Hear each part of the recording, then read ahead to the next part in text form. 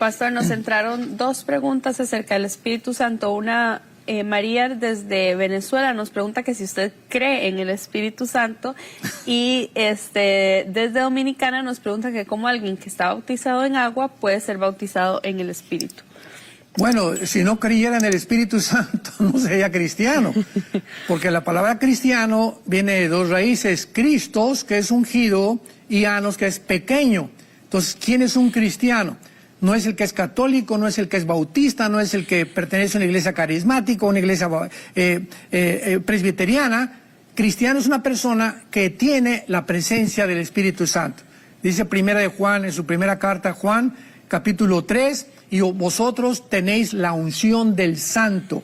Si no tenemos al Espíritu Santo, es imposible ser cristianos, porque es el Espíritu Santo el que nos regenera, el que nos provoca el nuevo nacimiento, el que nos abre el entendimiento para conocer a Dios. Entonces es importante que entendamos que una cosa es el bautismo en agua y otra cosa es el bautismo en el Espíritu Santo. El bautismo en agua es una representación de lo que ya hiciste en el pasado. Cuando vamos al agua y nos sumergimos, estamos representando que ya morimos con Cristo, Romanos 6, del 1 al 4. Cuando nos sacan del agua, estamos representando que hemos resucitado a una vida nueva ante testigos. Es importante el bautismo ante testigos, porque precisamente ya demostramos que no nos avergonzamos seguir a Cristo y que hemos decidido ponernos el uniforme, espiritualmente hablando, de que ahora somos soldados del Señor. Pero el bautismo del Espíritu Santo se lleva a cabo en el momento de la salvación, no después. Dice Romanos capítulo 6, ¿no sabéis que todos los que hemos sido bautizados en Cristo? La palabra bautismo significa amalgamado, identificado.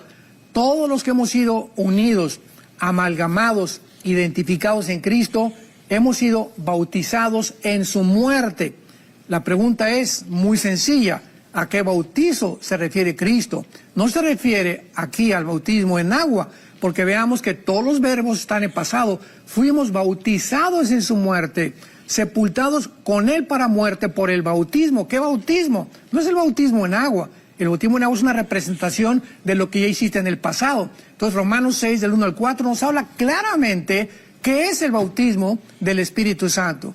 Y 1 Corintios 12, 13 dice, porque por un Espíritu fuimos todos bautizados y a todos se nos dio a beber del mismo Espíritu. O sea, no hay un cristiano que no tenga el bautismo del Espíritu Santo. Si no lo tiene, no es cristiano.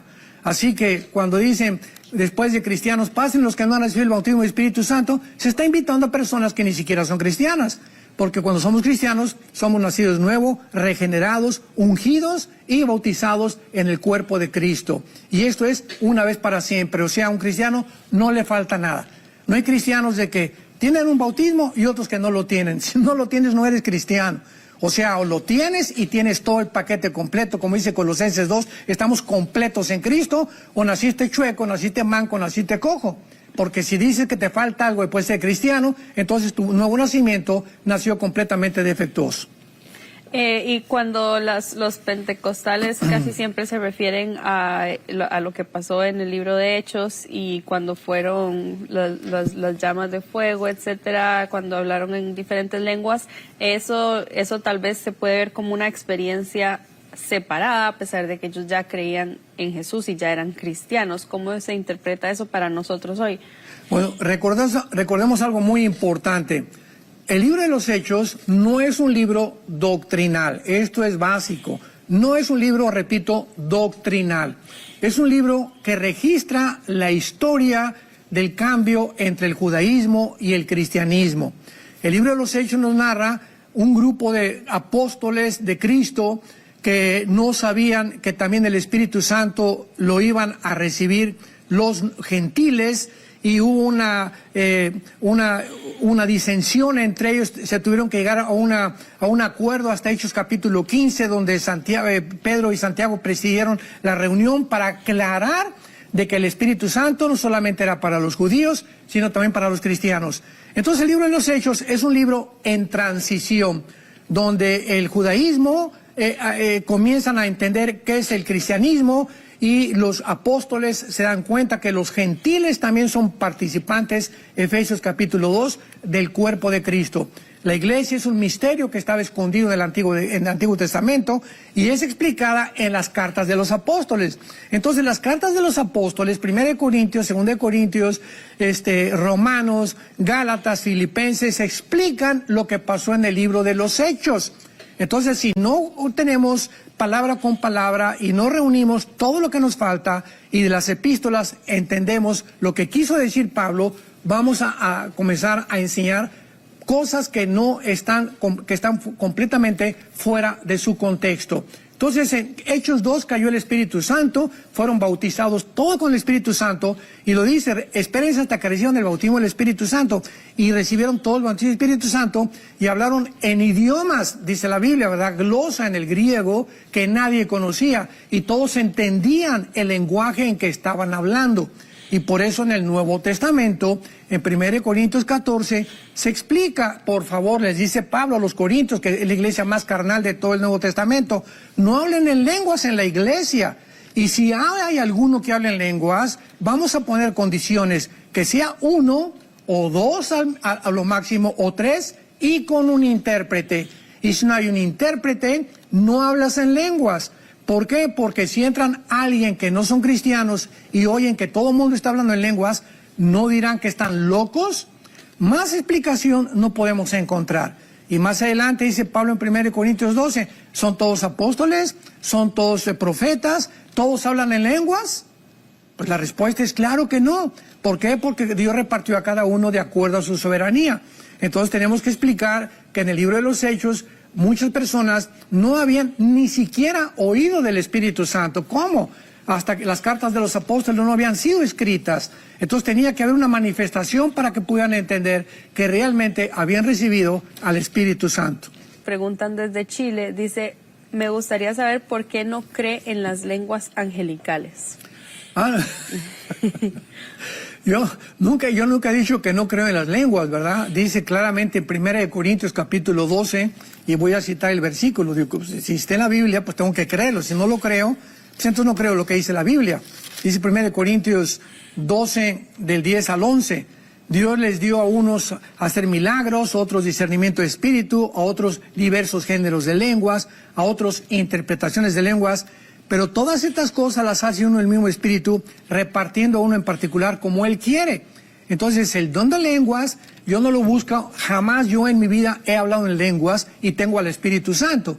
Porque decir que si no hablo en lengua no tengo al Espíritu Santo, pues es una barbaridad. Porque dice la Biblia que no todos hablan en lenguas. Entonces, cada quien tiene su don y no nos peleemos como los corintios, que yo quiero tu don o si este don es el más espiritual. 1 Corintios 13 dice, ¿realmente quieres saber la definición de un cristiano maduro espiritualmente? Es el amor. El amor es la característica principal que debe de distinguirnos o caracterizarnos de que realmente estamos ya en el momento de la espiritualidad. Y hemos madurado cuando comenzamos a sufrir, cuando no contestamos lo que nos hacen, cuando comenzamos a vivir realmente por los demás. Esa es la señal más grande de una persona que tiene el Espíritu Santo. Entonces, si la Biblia dice que algunos tienen lenguas, ¿cómo no va uno a creer en eso? Pero lo dice claramente el apóstol Pablo, ¿verdad? Si entra una persona china a una iglesia y nadie habla en chino y de repente alguien se levanta y habla en chino, ese es el don de lenguas. El don de interpretación le está interpretando a la señora en chino lo que está hablando o lo que está hablando otra persona. Si no, cállate, dice Pablo. Ahora, hay que seguir lo que dice la Biblia, que lo dice claramente en 1 Corintios 14, o vamos a hacer un circo de nuestras reuniones de los domingos.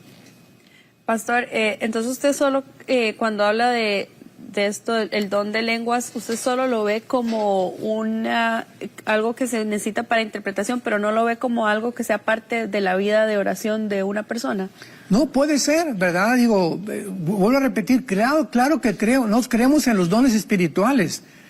Creemos, no somos cesacionistas, como hay personas que dicen, no, ya los dones espirituales ya no son para esta época. Claro que son para esta época, pero están a la disposición de la soberanía de Dios. Dios sabe cuándo dar ese don, Dios sabe cuándo una persona está en privado orando en lenguas. Hay muchos cristianos, amigos míos, misioneros que amo entrañablemente, amigos, pastores pentecostales que me dicen que hablan en lenguas en su casa. Gloria a Dios, no hay ningún problema. ¿Por qué? Porque es un don que Dios les dio. Y claro que dice Pablo, ¿verdad? Y si hablas en lenguas, pídele a Dios también saber lo que estás diciendo, ¿verdad? Porque es importante saber también, no solamente orar en lenguas, sino hablar con nuestros 5 sentidos para poder saber realmente lo que decimos. Entonces, si alguien tiene el don de lenguas, gloria a Dios. Nos gloriamos en los dones espirituales. Hola, hola, ¿sabías que puedes disfrutar de este y otros videos en nuestro canal de YouTube? Nada más recuerda ir a suscribirte y activar la campanita para que de esta forma se te notifique cada vez que nosotros vamos a compartir contenido en nuestro canal y seas el primero en verlo. Sabemos que va a ser de bendición para tu vida.